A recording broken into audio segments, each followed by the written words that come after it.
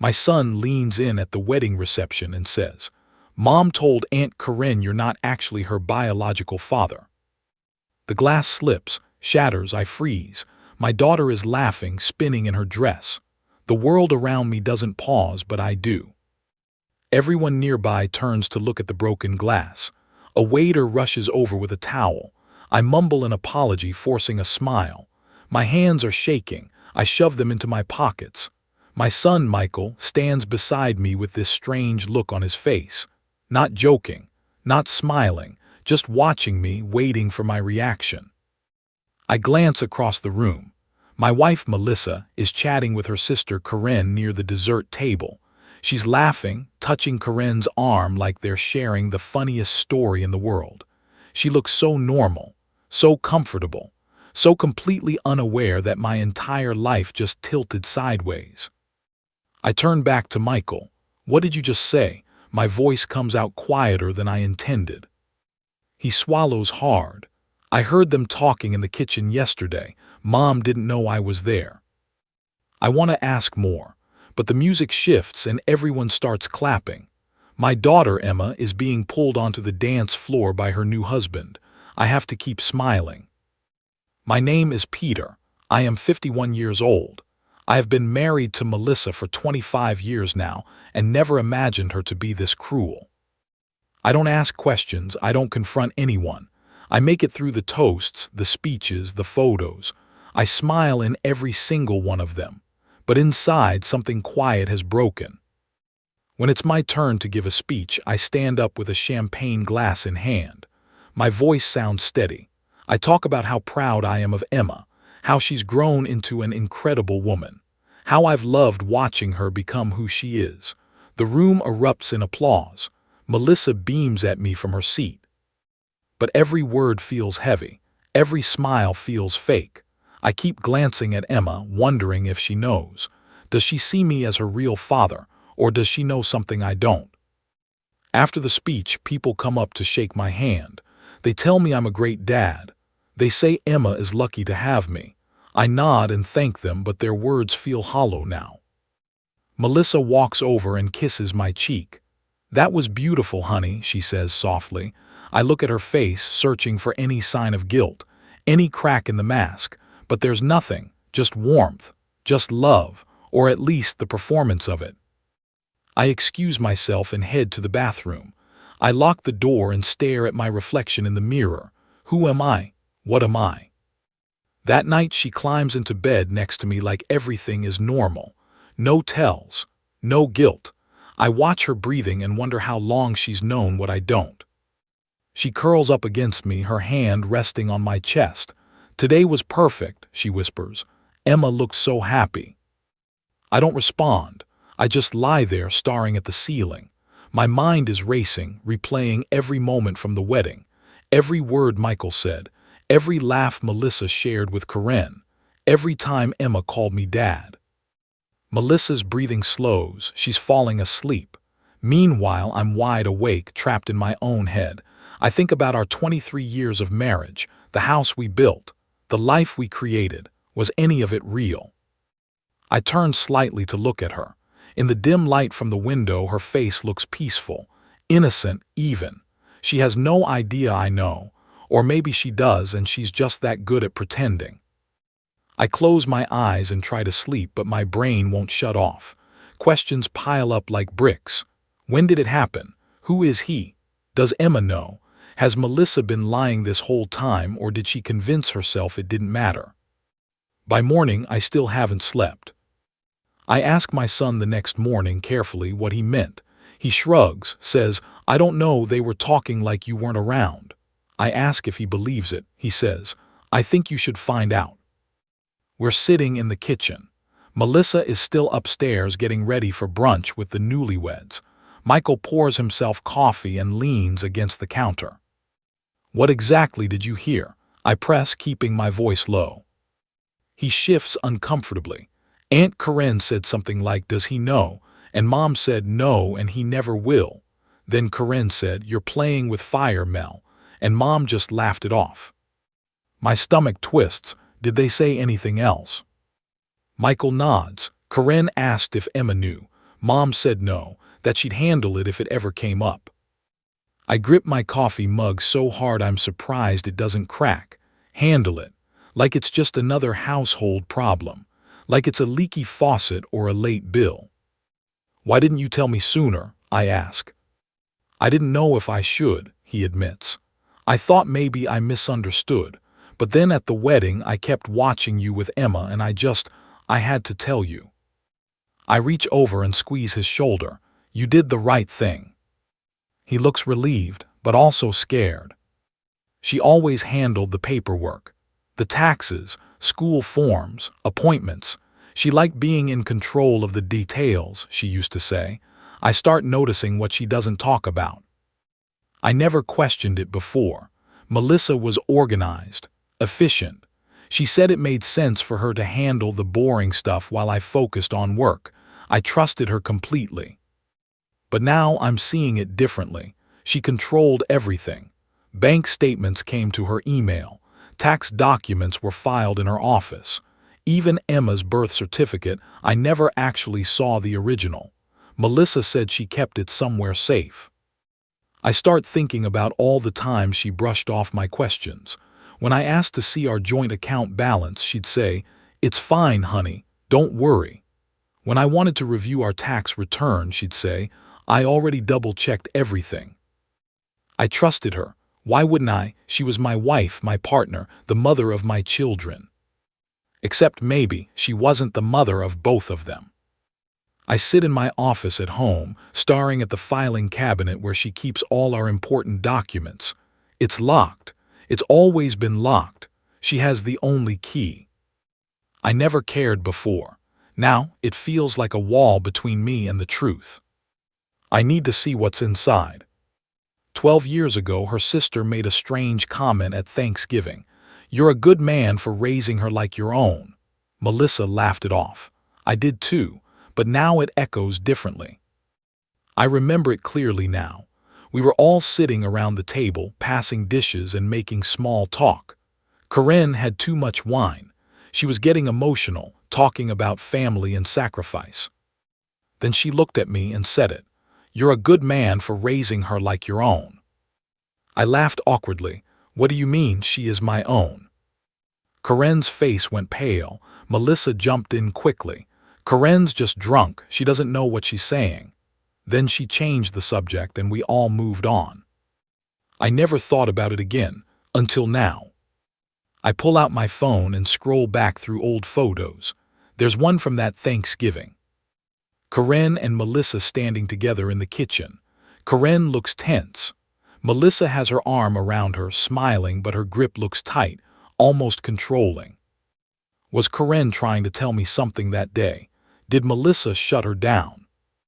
I zoom in on Melissa's face in the photo. She's smiling, but her eyes look cold, guarded. I should have paid more attention. I dig out a baby book from the basement. Inside, hospital bracelets, footprints, and one photo I've never seen before. A man holding a newborn. I don't recognize him. Melissa never mentioned him. The baby book is pink with Emma's name embroidered on the cover. I haven't looked at it in years. Melissa kept it stored in a box labeled Memories. I flip through the pages slowly. There are the usual things: ultrasound photos, a lock of hair, Emma's first hospital bracelet. Then I see it. A photo tucked into the back sleeve. A man, maybe in his early 30s, holding a tiny baby wrapped in a hospital blanket. He's smiling down at her with this look of pure joy. I don't know him. I've never seen him before in my life. I flip the photo over. On the back, in Melissa's handwriting, it says, "E's first day." E's first day, not our daughter's first day, not Emma with daddy, just E's first day. I stare at the man's face. Dark hair, strong jawline, he doesn't look anything like me. I pull out my phone and take a picture of the photo. Then I slip it back into the book exactly where I found it. My hands are trembling. I order one. I wait. I don't even tell my son. I need to be sure before I let this change anything. I'm not looking to catch her, I just need clarity. The DNA test kit arrives 2 days later in a plain brown box. I hide it in my car and wait until Melissa leaves for her book club meeting. Then I follow the instructions carefully. I swab the inside of my cheek, seal the sample, and fill out the paperwork. Then I grab one of Emma's old hairbrushes from the bathroom. There are still a few strands of her hair tangled in the bristles. I package everything up and drive to the post office. My heart is pounding the entire time. Part of me wants to throw the box away. Pretend none of this is happening. Just go back to my normal life. But I can't, not anymore. I drop the package into the mail slot and walk back to my car. Now all I can do is wait. The company says results take 2 to 3 weeks. I mark the date on my calendar and try to act normal. I go to work. I have dinner with Melissa. I text Emma to see how married life is treating her. But inside, I'm falling apart. The results come back. 0.0% match, not even a cousin-level relation. I sit in my car staring at the screen, not crying, not shaking, just hollow. I'm parked outside a grocery store when the email arrives. I open it on my phone, expecting, hoping, that this is all a mistake, that the test will prove Michael misheard, that everything will go back to normal. But the results are clear. Probability of paternity, 0%. I read it 3 times. Then I close my eyes and lean back against the seat. I feel nothing. No anger, no sadness. Just this strange, empty feeling, like someone reached inside me and scooped out everything that mattered. Emma isn't mine. Not biologically. Not genetically. The daughter I raised, the girl I taught to ride a bike, the woman I walked down the aisle last week, she isn't mine. But she is mine, isn't she? I was there for every scraped knee, every school play, every late-night talk. That has to count for something. I sit in the parking lot for almost an hour, staring at nothing. People walk past my car, loading groceries into their trunks, completely unaware that my entire world just collapsed. Finally, I start the engine and drive home. She brings up retirement. Melissa mentions the lake house again, wants to start planning. She talks like nothing is off. I nod, agree. In my head, I start dividing assets. We're sitting on the porch that evening, drinking wine and watching the sunset. Melissa is scrolling through real estate listings on her tablet. "Look at this one," she says, turning the screen toward me. "It's right on the water, 3 bedrooms, a huge deck, perfect for when the kids visit." I glance at the screen. It's nice. "We could put in an offer next month," she continues. "I've been setting aside money from your bonuses. We're in a really good position." Setting aside money from my bonuses. I take a sip of wine and nod. Sounds good. She smiles and goes back to scrolling. Meanwhile, my brain is working through the math. The house, the savings, the retirement accounts. If we divorce, what would she get?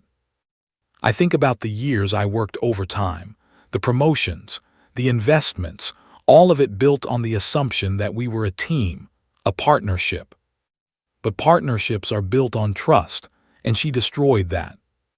I need to protect what's mine, not out of spite, out of survival. I meet with a lawyer.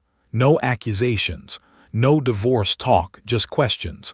How do I protect what's mine? What would she walk away with? The lawyer asks. Do you suspect financial dishonesty?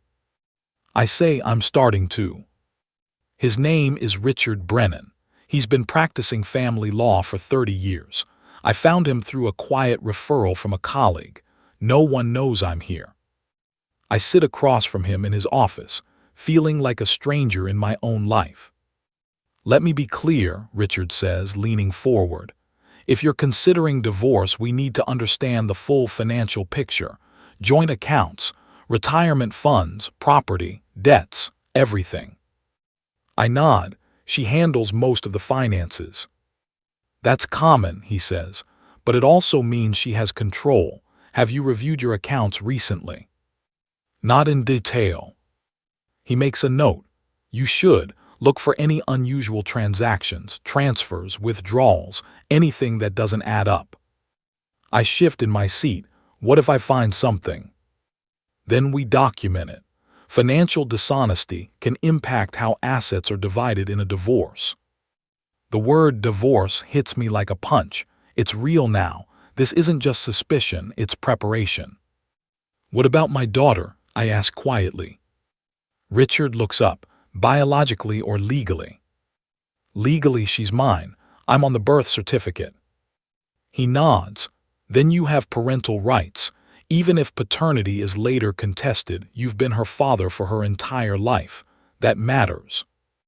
Buried in old bank statements, I find a large transfer, disguised as a tuition payment. But our daughter had no student loans. The money went to a private account under Melissa's maiden name. I spend the next 3 nights going through years of statements. I print everything out and spread it across my office floor. Melissa thinks I'm working late on a project. Then I see it, a transfer from our joint savings account, $15,000. The memo says, Emma tuition payment. But Emma went to a state school. We paid her tuition directly to the university every semester. I have those receipts. I cross-reference the date of the transfer. It was made 2 years ago in the middle of summer. Emma wasn't even enrolled that semester. She was traveling in Europe. I dig deeper. The money was sent to an account I don't recognize. I run the account number through our bank's search tool. It's listed under the name Melissa Harper. Harper's her maiden name. I lean back in my chair, staring at the paper. She opened a secret account. She's been moving money into it. Money I earned. Money I thought was ours. How much more is in there? The man in the picture. I find him through a reverse image search. He lives 2 states away. No public presence. But he used to. An old job listing places him in our city, exactly 9 months before our daughter was born. I scan the photo from Emma's baby book and upload it to a reverse image search engine. At first, nothing comes up. Then I try cropping it, adjusting the resolution, running it again. Finally, I get a hit. A corporate website from 15 years ago. An employee directory from a consulting firm that used to have an office downtown. His name is David Brennan. He was a senior analyst. The directory lists his work location as our city. I check the dates. He worked here from 1999 to 2001. Emma was born in May 2000. I sit back, my heart pounding. David Brennan. I search for him on social media. Nothing. No Facebook, no LinkedIn, no Instagram. He's completely off the grid. But I find an old address through a public records search. He lives in Ohio now, 2 states away. Quiet life. No social footprint. I stare at his photo on my screen. This is the man, I'm sure of it. The man who might be Emma's real father. I visit without telling anyone. He opens the door. Eyes widen. He knows who I am, doesn't ask questions, just says, I figured you'd come someday. Then he adds, she told me you knew. I didn't. The drive to Ohio takes 6 hours. I tell Melissa I have a work trip. She doesn't ask questions. When I pull up to David's house, my hands are shaking. It's a small, modest place on a quiet street. I sit in the car for 10 minutes trying to gather courage. Then I walk up to the door and knock. He answers, tall, dark hair graying now, same jawline, same eyes. The same eyes I see every time I look at Emma. He stares at me, and I see recognition flash across his face. You're Emma's dad, he says quietly. I thought I was, I reply. He nods slowly, then steps aside. Come in. We sit in his living room. He offers me coffee. I decline. We just sit there, 2 strangers connected by a secret. She told me you knew, he says finally. I freeze. What? Melissa, she told me you knew about me, that you were okay with it, that you'd agreed to raise Emma as your own. I feel like I've been punched. She lied to you. His face goes pale. They were together for about a year. She told him she was in an open relationship. When she found out she was pregnant, she disappeared, said it wasn't his problem. He backed off. She built the lie alone. David explains everything. They met at a work conference in 1999.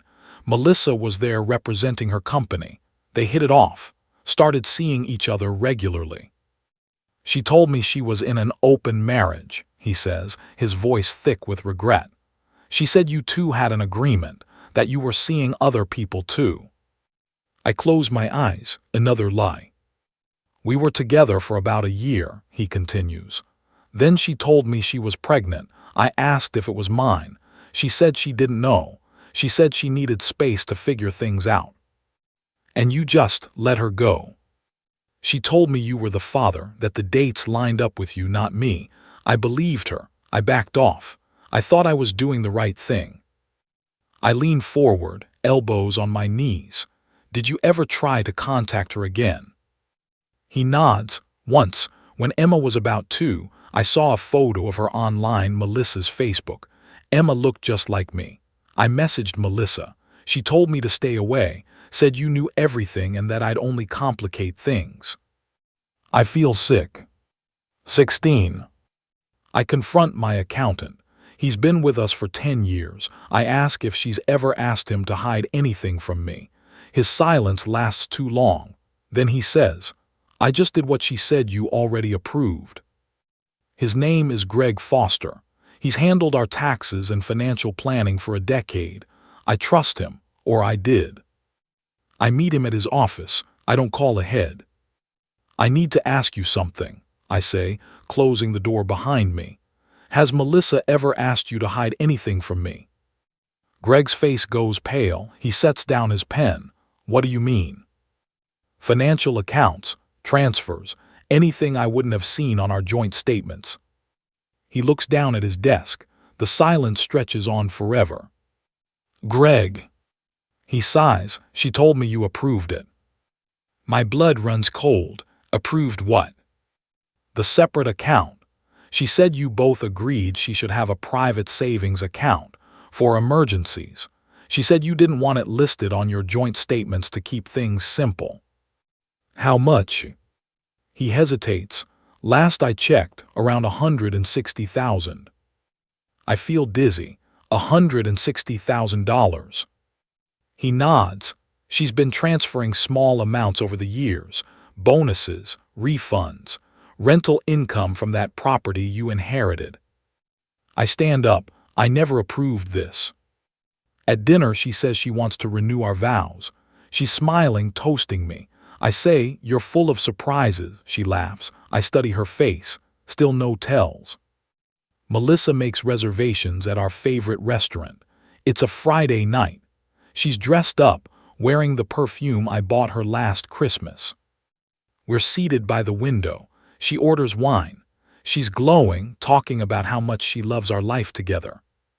Then she reaches across the table and takes my hand. I've been thinking, she says softly. We've been married for 23 years. We've built this beautiful life. I want to celebrate that. I force a smile. Celebrate how?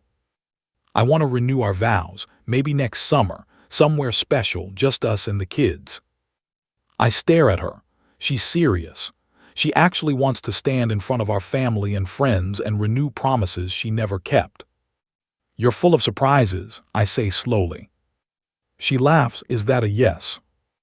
I take a sip of wine. Let me think about it. She leans back, satisfied. I love you, she says.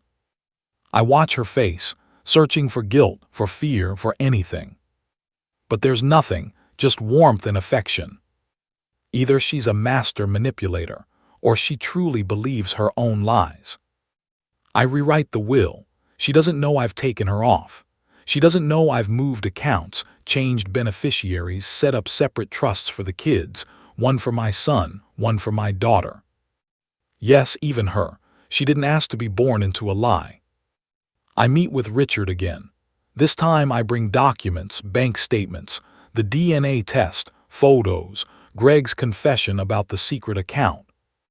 I want to protect my assets, I say. And I want to make sure my kids are taken care of. Richard nods. We'll set up separate trusts, one for Michael, one for Emma.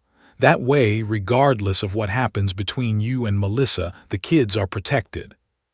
What about Melissa? We'll remove her as the primary beneficiary on your life insurance, your retirement accounts, everything. If something happens to you, the money goes to the kids, not her. I sign the papers. It feels both empowering and devastating. What about Emma? I ask quietly, even though she's not biologically mine. Richard looks at me with something like respect. She's still your daughter. You've been her father her entire life. That doesn't change. I nod. He's right. Emma didn't choose this. She deserves to be protected. Even from the truth. I bring it up gently one night, a few drinks in. I ask, did you ever think I wasn't her father? She says, what difference would it make now? I record it. We're sitting on the porch again. It's late. Melissa has had 3 glasses of wine. She's relaxed, open. I've been waiting for this moment. My phone is in my pocket recording. Can I ask you something? I say casually. Of course. Did you ever think I wasn't Emma's father? She goes still, then she laughs. What kind of question is that? I'm serious. She looks at me, searching my face. Then she shrugs. What difference would it make now? She's ours, that's all that matters. My heart stops. She didn't deny it. She didn't defend herself. She just deflected. So you did think about it, I press. She sets down her glass. Why are you asking me this? Just curious. She stares at me for a long moment. Then she stands up. I'm going to bed. I watch her walk inside. Then I pull out my phone and stop the recording. I have it, her admission, vague but enough. I trace the private account. She's been stashing money from my bonuses, rental income, even refund checks, quietly bleeding me for years. The total, over $160,000. With Greg's help, I get access to the account records. Melissa doesn't know. He sends me statements going back 10 years. I spend an entire weekend going through them. Every transaction, every deposit. She's been taking small amounts, 500 here, 1,000 there, bonuses I thought were going into our joint savings, tax refunds I never saw, rental income from the property my uncle left me. All of it funneled into this secret account. The total is staggering, $163,000. I sit back feeling a strange mix of anger and clarity. She's been planning this for years, building a safety net, preparing for something. Was she planning to leave me, or was this just her way of keeping control? Either way, it's theft, quiet, calculated, hidden. I forward the statements to Richard. His reply is immediate. This changes everything. The attorney sends the papers, not a fight, a formal notice, with everything documented, the DNA test, the financial concealment, the infidelity. She thinks I'm bluffing. She calls it a midlife crisis. The divorce papers are delivered to the house on a Tuesday morning. I'm at work. Melissa calls me, her voice shaking with rage. What the hell is this? She demands. It's a divorce petition, I say calmly. This is insane. You're having a midlife crisis. It's not a crisis, Melissa. It's clarity. She laughs bitterly. Clarity? You're throwing away 23 years over what? Some paranoid theory. It's not a theory. I have proof. The DNA test, the secret account, David Brennan. Silence. You talked to him. Her voice is barely a whisper. I did. He's lying. He's not, and you know it. She starts crying. Please, we can fix this. We can go to therapy. We can work through this.